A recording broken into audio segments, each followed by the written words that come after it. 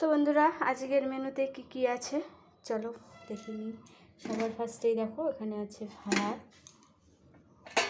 এখানে করেছি করলা ভাজা চাকচাক করে, এখানে করেছি মিষ্টি কুমড়ার ডোগা, আলু বেগুন পটল সব দিয়ে পাতলা করে রসুন সম্বাদ দিয়ে করেছি। পাতলা করে এটা খেতে কিন্তু হেভি হয়েছে।